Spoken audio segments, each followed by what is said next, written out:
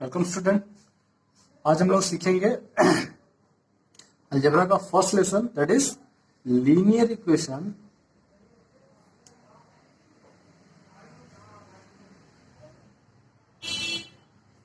इन two variables. So guys, lesson start करने से पहले हम लोग देखेंगे कि उसमें किस तरह के क्वेश्चंस आएंगे आपको और लीनियर इक्वेशन का मतलब क्या होता है। ठीक है, तो सबसे पहले देखते हैं चैप्टर को। चैप्टर का नाम क्या है? Linear equation in two variable. ठीक है, तो इसका मीनिंग अगर देखा जाए, मीनिंग क्या होता है कि किसे कहते हैं हम लोग लीनियर इक्वेशन। ठीक है, तो ऐसा कोई भी इक्वेशन, ठीक, जिसका डिग्री जो होता है वो 1 हो और जिसमें 2 वेरिएबल्स हो। पहले मीनिंग में लिख देता हूं आपके लिए। An equation which contain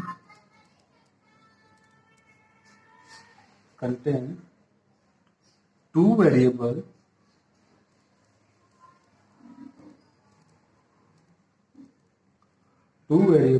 and the degree of each term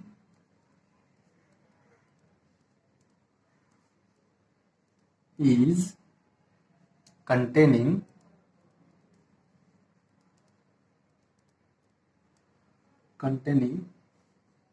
is 1 is called linear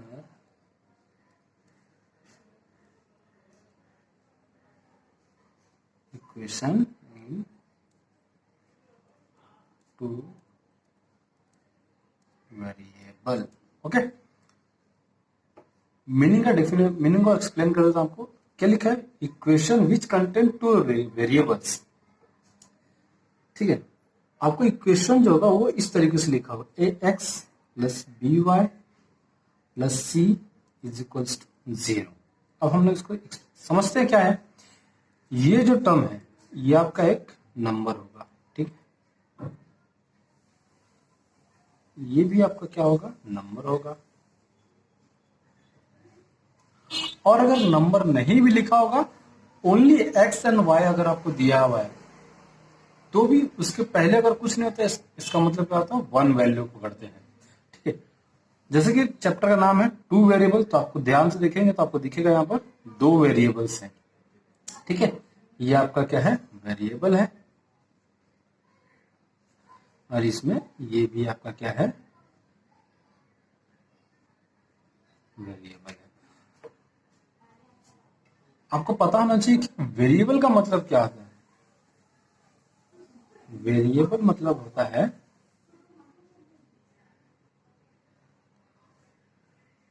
to वेराई, means change होना। क्या होते हैं? जितने भी अल्फाबेट्स हैं, ठीक है, या फिर जिसकी वैल्यू अकॉर्डिंग टू क्वेश्चन अलग अलग आती है, वो सारे क्या कहलाते हैं? वेरिएबल्स कहलाते हैं। जैसे कि आपका ए हो गया, बी हो गया, सी हो गया, एक्स हो गया, वाई हो गया, एटसेट्रा। ओके, इसलिए चैप्टर का नाम क्या है? Linear equation in two variable.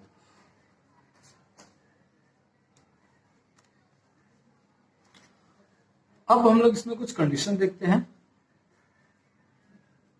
यहां पर आपका जो फर्स्ट टर्म है ये कभी भी 0 नहीं होना चाहिए। सेकेंड टर्म भी आपका क्या होना चाहिए? 0 नहीं होना चाहिए।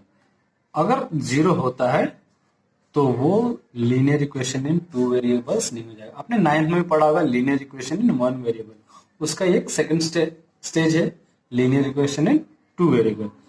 ठीक है, अब हम लोग देखेंगे कि इसमें आप क्वेश्चन किस तरीके से आएंगे। तो आप अगर टेक्स्ट बुक देखेंगे तो उसमें पहला ही हेडिंग दिया हुआ साइमल सिमल्टेनियस इक्वेशन। इसका मतलब क्या होता है, आपको एक के बाद दो इक्वेशन दी, एक के बाद एक दो इक्वेशन दिए होंगे जिसको आपको सॉल्व करना होगा। ठीक है,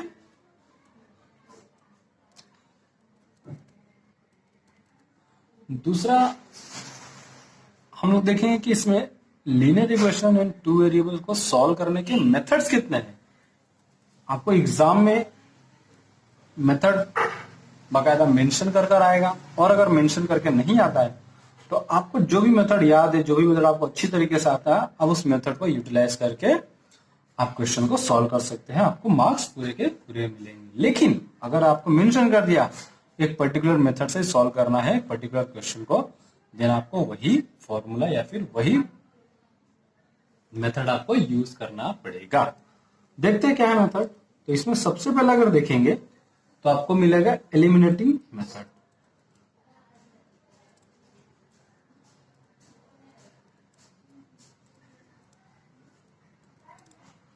दूसरा आपका है एडिशन एंड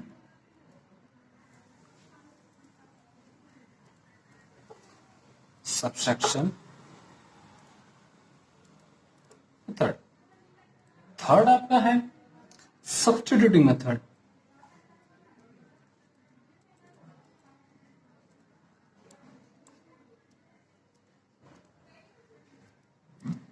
एक और आपको मेथड मिलेगा इसमें जिसके हम लोग बोलते हैं डिटर्मिनेंट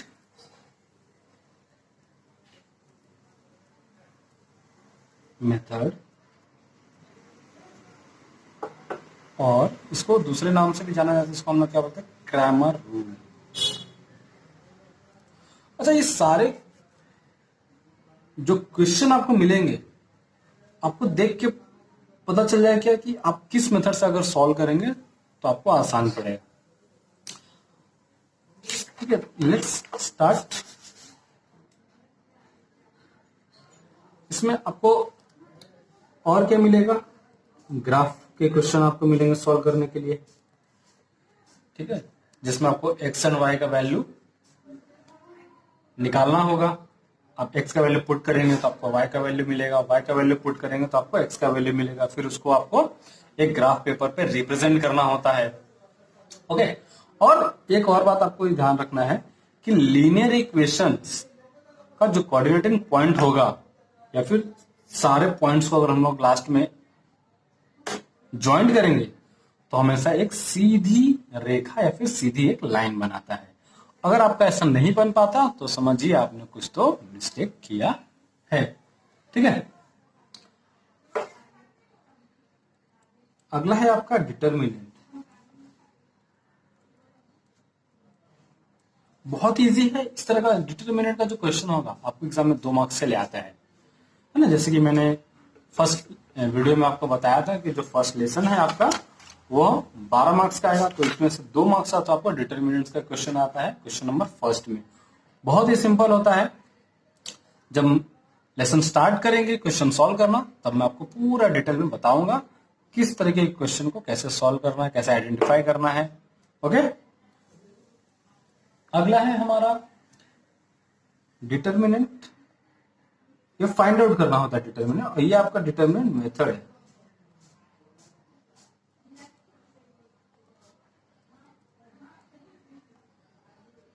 ठीक है, अच्छा डिटर्मिनेंट मेथड को मैं जरा एक्सप्लेन कर देता हूं आपको। इसमें कुछ नहीं करना होता, बहुत ही सरल होता है, बहुत ही इजी है।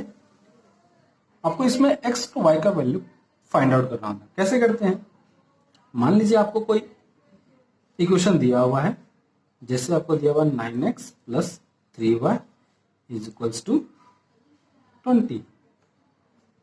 आपको इसको अरेंज करना होता है। और एक और इक्वेशन आपको दिया, इसमें 2 इक्वेशन आपको एक्चुअली देंगे।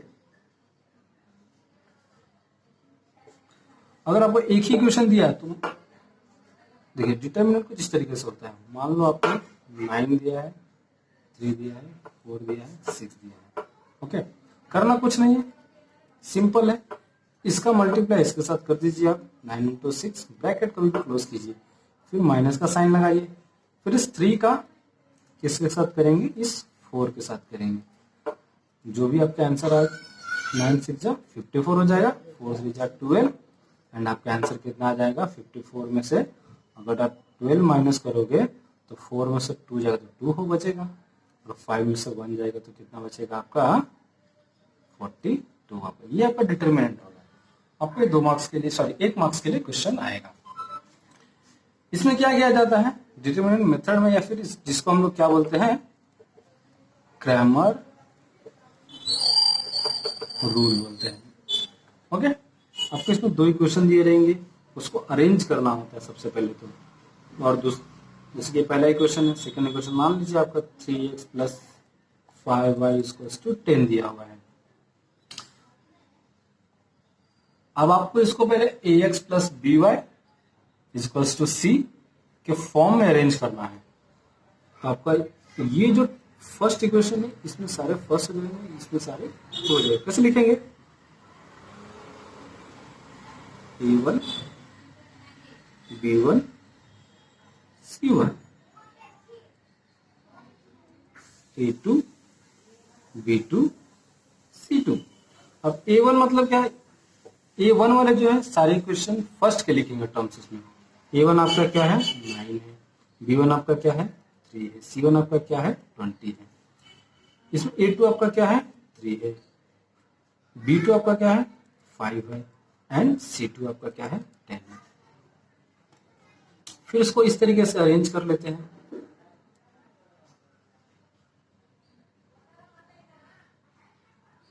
a1 अगर आपको d निकालना है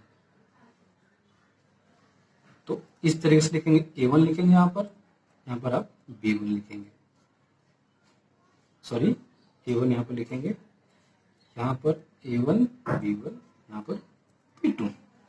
अगर आपको इसका क्या निकालेंगे dx निकालते हैं, जो कि कैसे होता है बता देता हूं।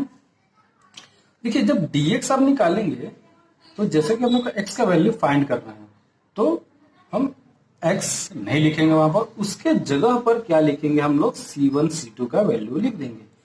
तो क्या हो जाएगा b c1 का क्या है 20, c2 का कितना है 10। बचा ये y का प्लेस, y के प्लेस पर हम लोग क्या लिखेंगे y की वैल्यू, और y हमारा क्या है 3 और 5 है। इसको आगे सॉल्व वैसे ही करना है, ठीक है। इसको सॉल्व इसी तरीके से आपको करना है, इसका मल्टीप्लाई इसके साथ माइनस इसका मल्टीप्लाई इसके साथ। फिर हम लोग इसमें क्या निकालेंगे dy निकालेंगे। इसके लिए क्या करेंगे देखिए, अब y निकालना है तो y के जगह पर हम लोग क्या लिखेंगे, y का वैल्यू नहीं लिख सकते है ना, यहाँ पर क्या लिखेंगे 20 20 एंड 10 लिखेंगे, और x के जगह पर क्या लिखेंगे 9 9 3 लिख देंगे। अच्छा इसको मैं एक्सप्लेन कर देता हूँ एक बार। मैंने आपको ये लिए यहाँ पर a1 b1 लिखा है ना, तो एक्चुअली यहाँ पर क्या हो जाएगा आप लिखेंगे 9,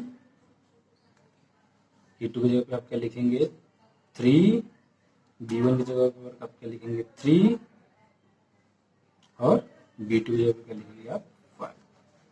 इस तरीके से आपका ये सॉल्व होता है।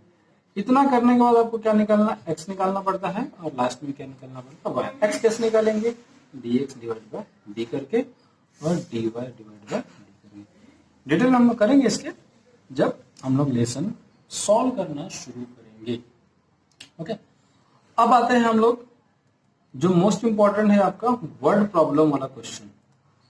तो बताना चाहूंगा कि इसमें वर्ड प्रॉब्लम आपको कई सारे आते हैं, कई अलग अलग टाइप्स होते हैं इसके। तो देखते हैं क्या क्या टाइप्स हो सकते हैं। जैसे कि आपका पहला होगा कि एरिया और पेरीमीटर से रिलेटेड क्वेश्चन आ सकता है। दूसरा आपका हो सकता है प्रॉफिट एंड लॉस से related.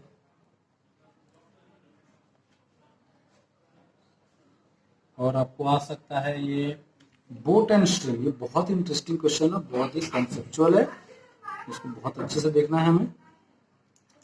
Boat and stream. Fourth आपका आएगा डिजिट सम वाला, जिसको हम लोगों ने 9th स्टैंडर्ड में भी देखा है। बट 9th स्टैंडर्ड में 2 डिजिट्स के थे, यहाँ पर आपको 3 डिजिट के भी क्वेश्चन आएंगे, 2 डिजिट के भी क्वेश्चन आएंगे, है ना। याद होगा आपको, एक क्वेश्चन था 2 नंबर रहते हैं, उसको इंटरचेंज करेंगे तो एक पर्टिकुलर नंबर आएगा, फिर 2 इक्वेशन बनाते थे, राइट। तो उसी तरीके से हमको यहाँ पर भी आपको सॉल्व करना मिलेगा। अगला है एज रिलेटेड। ये काफी कॉमन क्वेश्चन है जो कि बहुत बार आता है। और आपका हो गया टाइम एंड डिस्टेंस से रिलेटेड। एक आपका होता है टाइम एंड वर्क से रिलेटेड क्वेश्चन आ सकता है।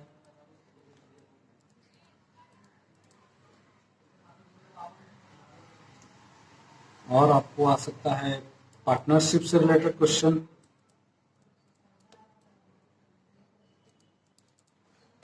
तो इस तरीके से आपको लीनियर इक्वेशन का जो चैप्टर है उसमें इस तरीके से अलग अलग क्वेश्चंस आएंगे, अलग अलग टाइप्स के रहेंगे, जिसको आपको सॉल्व करना होगा। वर्ड प्रॉब्लम जो है काफी इंपॉर्टेंट है, 3 या 4 मार्क्स का हमेशा क्वेश्चन आता है, इसलिए हम लोग पूरा डिटेल में स्टडी करेंगे। तो नेक्स्ट वीडियो में हम लोग क्वेश्चन की तरफ जाएंगे और क्वेश्चन को सॉल्व करेंगे इस चैप्टर के। तब तक के लिए देखते रहिए माइंड्स प्रो ट्यूटोरियल। अगर आपको वीडियो अच्छा लगा हो तो लाइक एंड शेयर करना ना भूलिए। धन्यवाद।